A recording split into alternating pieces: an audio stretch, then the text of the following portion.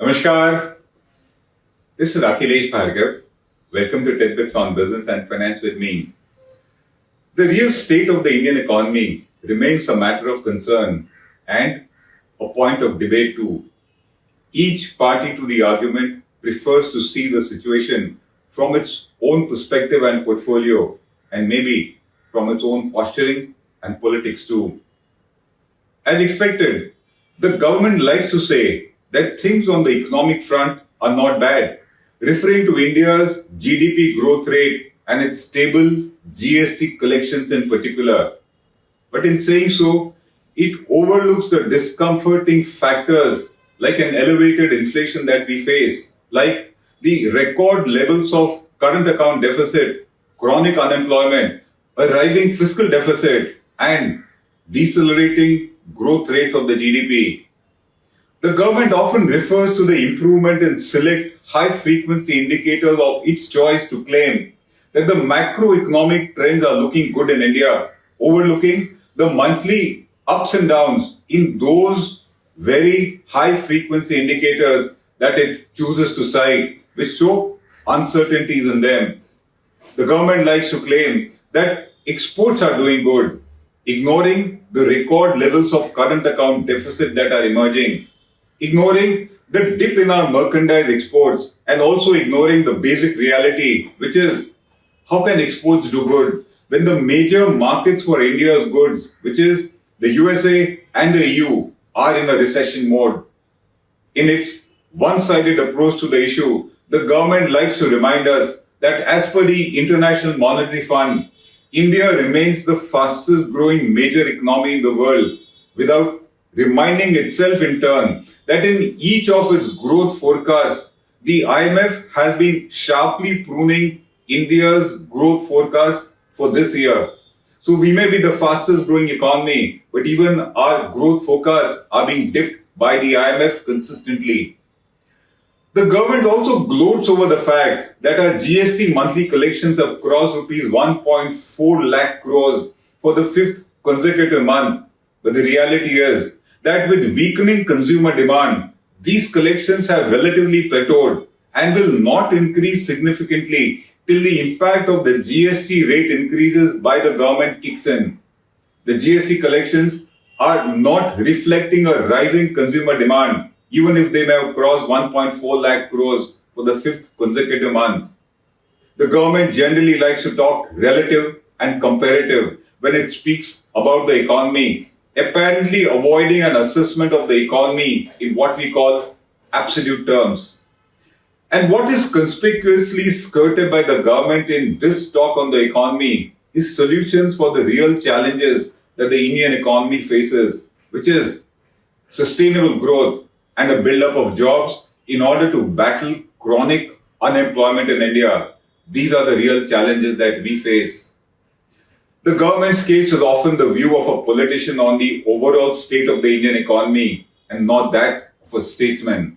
The politician generally prefers to talk short-term and about issues on the surface, while what is truly needed is talking about the long-term and deeper issues that afflict the economy and which hold back growth and which also burden the common man. These issues are holding back India's potential growth, and that is what we should be concerned about. We recently had the occasion to listen to two differing views on the current state of the Indian economy. One of the finance minister while speaking in the parliament, and the other of the former Reserve Bank Governor Dr. Raghuram Rajan while speaking to the NDTV. The present state and direction of the Indian economy, as per the finance minister, as per her speech in the parliament, is that the first point she says is that there is no question of the Indian economy slipping into a recession or witnessing stagflation, even though several countries across the globe are facing enhanced risks of either a sharp slowdown in growth or a recession. She rules out a recession, she rules out a stagflation. She cites a Bloomberg survey to say that there is zero probability of India slipping into a recession. The second point, she then says that though the IMF etc. have downgraded the growth rates of economies, India each time has remained as the fastest growing economy. As per the IMF, India will grow at 7.4% in financial year 2023, which is the current financial year, as against the growth rate of 8.9% in the previous year, which the finance minister quotes. She then highlights that the pandemic and the Ukraine conflict have disrupted the global supply chains, which have driven up inflation globally, and they have caused a slowdown in growth. She, however, says that due to various steps taken by the Reserve Bank and by the government, India is in a much better situation than most other nations. Further, she pointed out that India's GDP to government debt ratio stood at 86.9% in financial year 2022, which she said is much better than that of many other major nations which have triple-digit debt to GDP ratios. India's situation, she says, is much better on this front. The total development expenditure of the government between 2014 to 2022, she says, stood at rupees 90.9 lakh crores as against rupees 49.9 lakh crores during 10 years of the UPA rule. And despite that, she says, there has been a decline in the central government's debt to GDP ratio in financial year 2022. The finance minister then pointed out that India's GST collections crossed rupees 1.4 lakh crores for the fifth straight month. And she also referred to the good performance in certain select high-frequency indicators. To build up the feel-good factor further, she said that while the gross bad loan ratios for banks in India is at a 6-year low of 5.9%, which is the NPA ratio of banks. In China, she said, however, 4,000 banks are reportedly on the verge of bankruptcy. And finally, while she conceded that retail inflation remained at above 7% in India, she, however, said that it was much lower than what many advanced economies were witnessing, and that it is still much below the inflation which the Indian economy had to bear in the aftermath of the global financial crisis in 2008 and also after the taper tantrums of 2013. She said that the government is open to initiating more measures to rein in inflation on top of the supply side steps already announced by it. That was her take on the Indian economy. We think that's a short-term view with a political tint on the Indian economy, where the thrust is largely comparative, which is that look at the poor condition of other economies and feel good about our own.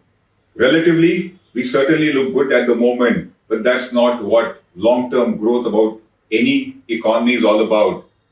A more long-term view with a larger picture in mind, therefore, comes from the former Reserve Bank Governor, Dr. Raghuram Rajan, who says that India does have a higher growth than many other economies in the world.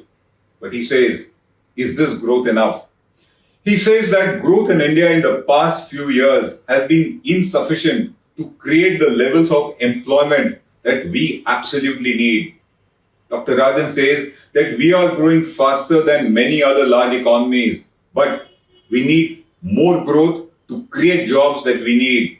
According to him, we have not done enough. We need to do more as far as growth is concerned. The second point he makes is that India's growth rate of 7% is partly a rebound from the very bad growth a few years ago. The question is as to how fast will we grow after this rebound phase gets over. He points out that JP Morgan and others have forecasted India's growth rate at 4 to 5% only after this rebound phase is over sometime in financial year 2023, which is of course extremely low.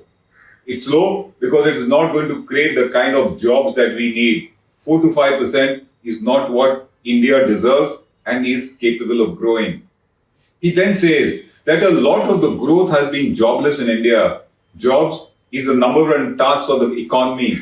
The real issue is how do we create jobs? Decent jobs that he says which get people out of low productive activity like agriculture. He further says that there are no shortcuts to getting good jobs. We need to increase the skill base of our economy by giving quality education to our people. If we create a skill-based jobs will start coming to India, according to Dr. Rajan. He emphasized the need for investments and said that the rules in India keep changing. The ease of doing business in India still needs improvement, and quality infrastructure is missing to show that those are the reasons why investments still does not come into the country. He mentions that despite growth, capacity utilization in the country remains low. We thus need more demand going forward so that businesses feel more confident to make big investments in the country. The important thing is to get inflation under control. It remains high and beyond control. Dr. Rajan is not sure whether the inflation has peaked, and there is hope that it will come down for sure, but he's not sure has it peaked. According to him, we are in difficult times. There is high inflation, growth is a big question, and the challenge is to get strong, sustainable growth, for which we need strong leadership and we need reforms. That's the view of Dr. Rajan. Every country today faces the challenges of surging inflation, currency volatility, and recession or stagflation at the best. And that's due to the ongoing Ukraine war and the COVID lockdowns in India.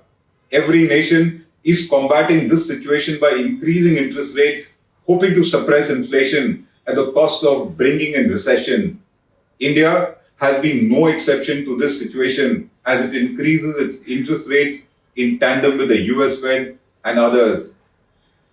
But the larger and serious issue that India faces is that of inadequate growth and jobless growth.